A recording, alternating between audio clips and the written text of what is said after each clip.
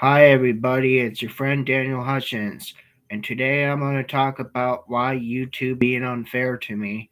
And after that, I'm going to be talking about some stuff from CBR.com.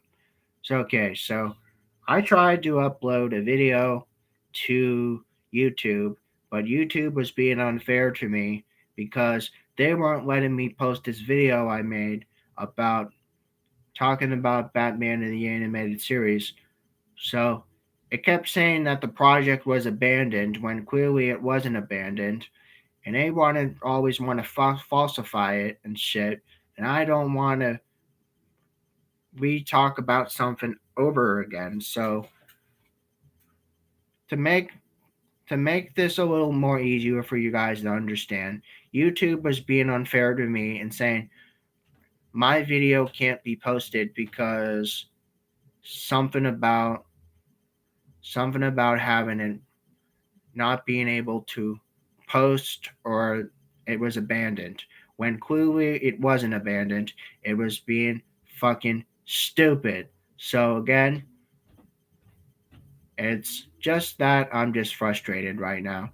I'm just really frustrated because I was trying to talk about some news about the Batman animated series, now doing a new um, podcast, but the problem was now I can't share it to you guys on the channel because it kept saying that their video was abandoned. Video was abandoned. Video was abandoned. Bull fucking shit. I tried posting that shit on my channel and it wouldn't let me post it. So now I'm not going to be able to share it to you guys, unfortunately. And so now I'm going to have to talk about something else. So this is not all I'm talking about. So again, please hang on to your hats because I am going to be talking about something else from our friend CBR. Okay, so from CBR.com. Okay, okay, so we are going to be talking about comics because that is what my channel is about. So if you don't like comics, you're in the wrong fucking place. So get the fuck off. But anyway, if you do like comics, stick around because that's what my channel's focused with. Okay, okay, so we are going to do some, you guessed it, controversy. Yes, controversy. You know me, it's controversy. Woo woo. It's controversy again. So, okay, Marvel fans rip off the credit for Stan Lee as Spider Man's sole creator.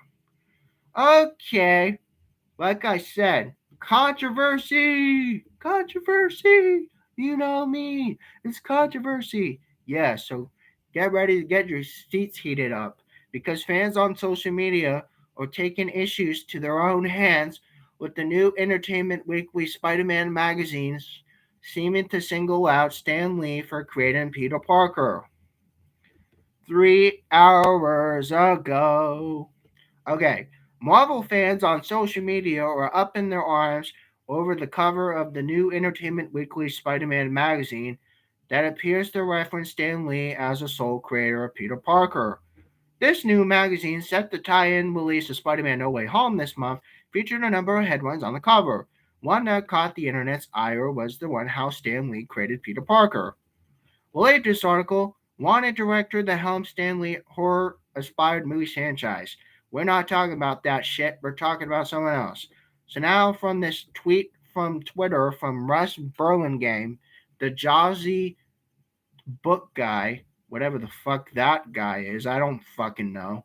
But obviously he has this tweet down below that you can see on the article here on CBR.com saying all by himself, no help anyone. Just ask at Abraham Joseph. Now I don't fucking know this Abraham Joseph, but he's some dude I guess who's involved with this conspiracy about the new Spider-Man magazine from Entertainment Weekly. And it has 23 reactions and 10 comments. Again, this could change because social media. So, again, One fan responded by stating, "Surely the staff at Entertainment Weekly are aware that Stan Lee is a co-creator of Spider-Man alongside with artist Steve Ditko, so the omission of his name on the cover is just disrespectful." Disrespectful! Other readers such as comicbook.com, Russ Burlingame, picked up the headline and took the magazine and task writing all by himself with no help from no one. Burlingame then referenced Abraham Reisman and his new biography of Lee, True Believer: The Rise and the Fall of Stan Lee. Solely crediting Lee not only flies in the face of impact Steve Ditko and Jack Kirby's had on creations of the web slinger, but it also plays directly in long-standing concerns of fans over Stan Lee's involvement in Marvel history, being overinflated at the expense of his past collaborators. Related, why Stan Lee hated the 1970s Spider-Man TV series.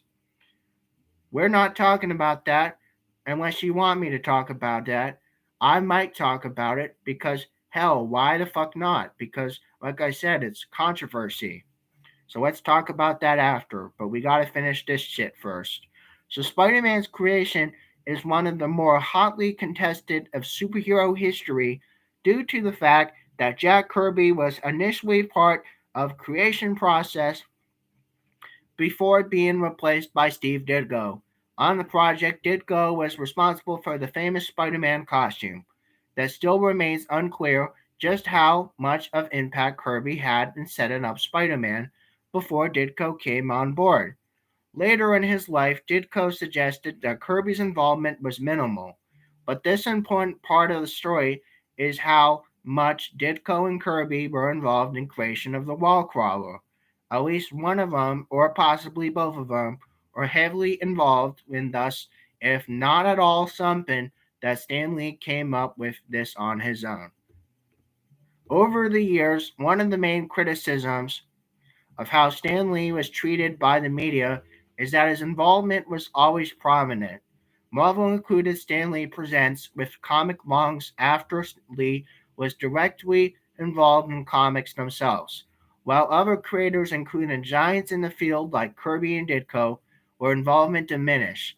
It actively bothered both Kirby and Ditko during their lives, so many fans are particularly sensitive about seemingly seeing it still on the 2021 magazine. Okay, so now we're going to talk about more controversy. Controversy! You know me, it's controversy. Woo woo! Okay, now we're doing more controversy. Why Stan Lee hates the 1970s Spider Man TV series. Okay, despite the high ratings of the live action 70s Spider Man TV show, it was canceled after 2 seasons. Even worse, it earned the disappointment of Stan Lee. Okay, why Stan Lee hates the 1970s Spider Man series.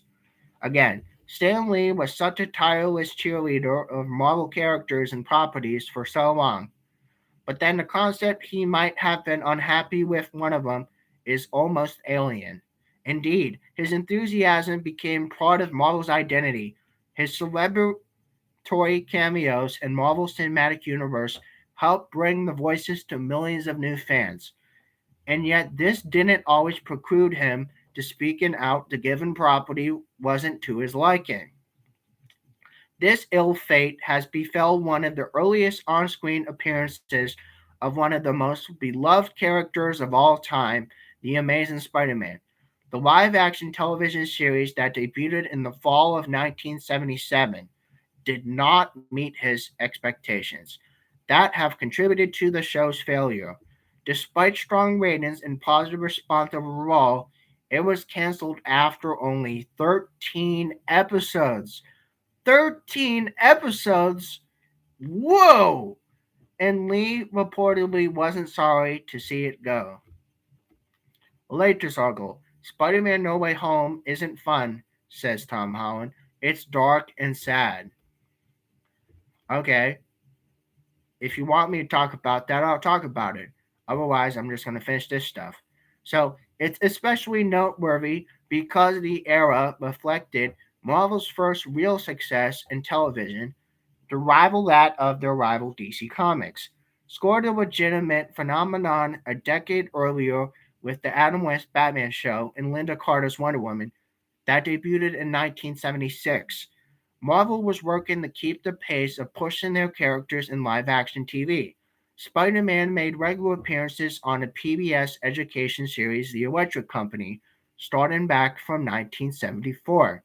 The company scored a huge hit with The Incredible Hulk in 1977, but the same year The Amazing Spider Man aired, that gave Lee every incentive to support this new show. Furthermore, positive early notice suggested audiences supported it too. The pilot episode was the highest rated program of the year for CBS.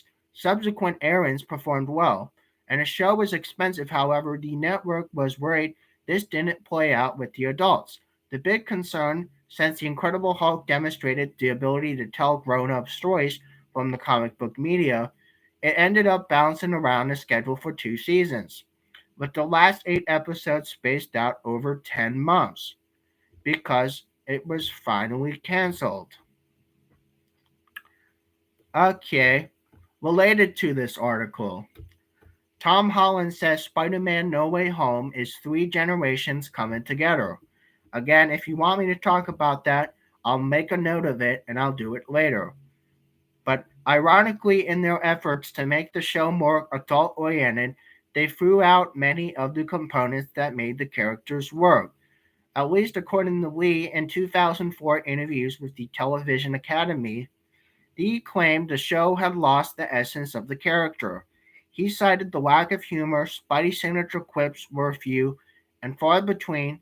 On The Amazing Spider Man, the Peter Parker one note development as a character was a disappointment, and the lack of human dilemmas disappointed him as well. Omitting details like the struggles to keep his secret identity or the ways being a superhero has further complicated his life. In other words, trying to make Spider Man more appealing for adults took away what most wanted to appeal in the first place.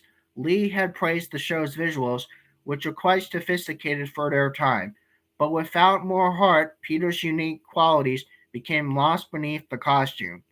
The results in Lee's eyes turned him into another one note superhero and limited his character accordingly. It's telling that Lee has felt quite differently about the Incredible Hulk, whose haunted protagonist always fits more serious stories.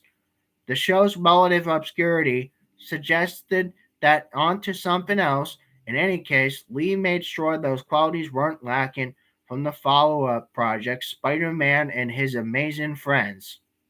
The animated series premiered in 1981, made copious use of Spidey's quips and as well as classic dilemmas like the Aunt May dislike of Peter Parker alter ego. Lee has served as a show's narrator and has lended his voice as well to support the set of the stage for his beloved cameos of various Marvel movies. Whether one agrees with him that the Amazing Spider-Man or not, his full born backing of subsequent speaks volume about his conviction. Getting the characters right clearly means more to him than ratings successes. Okay, so you want me to read more about Spider-Man, right? Right. Okay. So now we're talking more about Spider-Man because he's big this month. So Spider-Man No Way Home isn't fun, says Tom Holland. It's dark and sad. So Spider-Man No Way Home star Tom Holland describes the upcoming MCU film as the brutal, much dark part of the previous 2 installments. Okay, Spider-Man No Way Home star Tom Holland says his third movie will be darker in tone than the previous 2 films of the Marvel Cinematic Universe Spider-Man franchise. Spider-Man Homecoming and Far From Home were relatively lighthearted compared to other films in the Marvel Cinematic Universe, but it appears this third film will amp up the intensity. So, what people are really surprised about is that it's not fun, it's sad. It's dark and it's sad. It's going to be really affecting So you're going to see characters that you love go through things you would never wish for or for them to go through. So be ready for that, guys, because that's coming out soon. So again, I was kind of just kind of excited, and I kind of lean on to the sides with Peter Parker. Okay, so relate to this article. Tom Holland celebrates first Spider-Man No Way Home poster with the bold promises. But we're not talking about that, we're talking about someone else. He's continued Peter Parker is always someone who's looking up. He's always positive and is like, I can fix this, I can do this. Whereas in this film, he feels like he's met his match. He's like, I don't know what to do. An aspect of his character I've never seen before. I really was excited to try to make a tackle though. Although No Way Home might feel less fun than their two predecessors, Holland still believes it surpasses them. I haven't seen the film yet, but I have seen pieces of it. It's the best work we've ever done. He said, the best Spider Man film that was ever made. I really don't think fans are at all going to, going to see what they've put together. But again, I know that I'm not ready, and I know that it's going to be brutal. So, related to this article, Spider Man No Way Home runtime appears to confirm the longest Spider Man movie ever. Again, I could talk about that if you want, but let me know. But the darker tone of No Way Home may partially thanks to the inclusion of various villains from throughout the different Spider-Man franchises, which occurs after Doctor Strange Benedict Cumberbatch cast a spell that breaks open the multiverse folds. So Holland said that the film represents three generations coming together, confirming that Jamie Foxx's Electro from The Amazing Spider-Man 2 of 2014 will make an appearance. It's already been confirmed that Alfred Molina's Dr. Octopus from Spider-Man 2 2004 is going to return, and implied that William Dafoe's Green Goblin from Spider-Man 2002 will pop up as well as Thomas Hayden Church's Sandman from Spider-Man 3 2007. He also is going to return. However, Holland denied the persistent rumors about Tobey Maguire and Andrew Garfield. They're reprising their respective iterations for Peter. Again, people don't believe me when I say Maguire and Garfield are not coming back, but people are going to have to believe me at some point, he says. It still comes out in theaters on December the 17th. So, we are going back up, and we are going to Spider Man No Way Home runtime. Okay, so I'm switching off my hats. I'm taking off my hats, and I am going to put on my Spider Man mask. So, get ready. It's going to get crazy. Okay.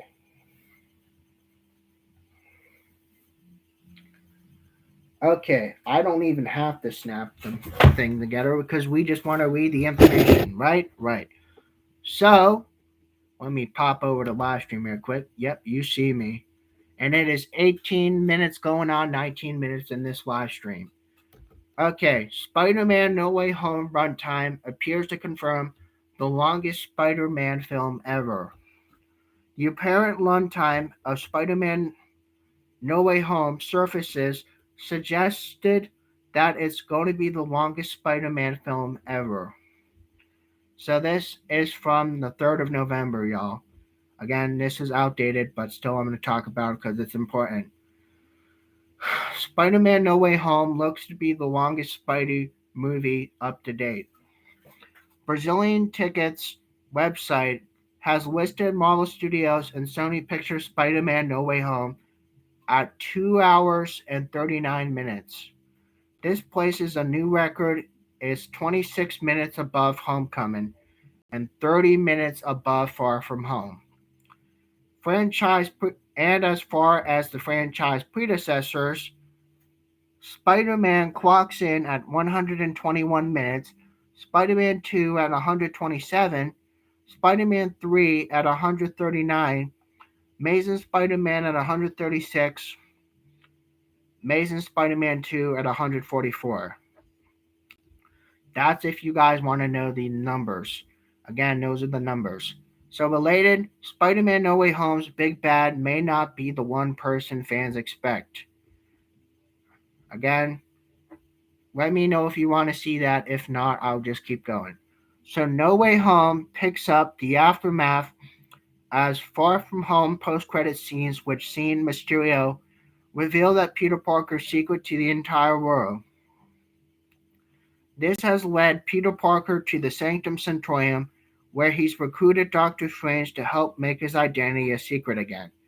But the disruptions of the spell causes a ripple effect in the multiverse that brings threats from the past Spider-Man movies in the Marvel Cinematic Universe. This includes Doctor Octopus, Electro, Green Goblin, rumored Lizard, and of course, Sandman. So, speaking of rumors, Marvel Studio President Kevin Feige recently warned fans this fun rumors can be, it also sets you up for disappointment. Rumors are fun because many of them are true and many of them aren't, he said. So, this danger of what you might see in the expectations game is wanting people to be excited for what they might get and not disappointed about the movie they don't get. Remember that quote, guys. Remember that because Kevin said that. You got to remember it. Again, rumors are fun because many of them are true and many of them are not true, he said. The danger is when you get an expectations game and wanting people to be excited about the movie they get and not disappointed about the movie they don't get. Remember that. Remember that. Remember that. Memorize it. Memorize it, guys. Memorize it. Because that's going to help you understand movies moving forward. Related to this article, Spider-Man Steelbook has released fuel for No Way Home casting theories. Other rumors that are so prevalent have seemed that they would never actually been confirmed the appearances of Toby and Andrew. The latter have been vocal about the apparent non-involvement of the No Way Home, even going so far as to allege the widely circulated photos of him of fake photoshops. Remember, fake photoshops. Understand why people are freaking out over the concepts because I'm a fan too, Garfield said in September. You can't help but imagine scenes and moments from oh my god, how fucking cool would it be if they do that? But it's important for me to say on this record, this is not something I'm aware I am involved in. Again, it posts in theaters in December 17th. Again, I'm taking my mask off. So you can count that as Talks of Spider-Man Dan, part 11 of 20. So again, let me know what your guys' thoughts about that is. And as an extra bonus, we are going to be talking about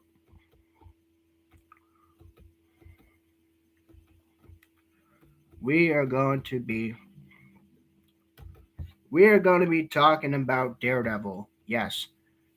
Marvel's reveals why Kingpin Daredevil hatred has been rekindled and justified. Matt Murdock and Wilson Fisk face off in The Devil Reign #1. Kingpin has had more than enough of Daredevil sanity, as we know, also as hypocrisy. This is from 2 days ago. Warning there are spoilers for Daredevil #36 by Marvel. So, the new preview of upcoming Devil Reign shows the infuriated Kingpin who had it with Daredevil, along with other superheroes of New York City.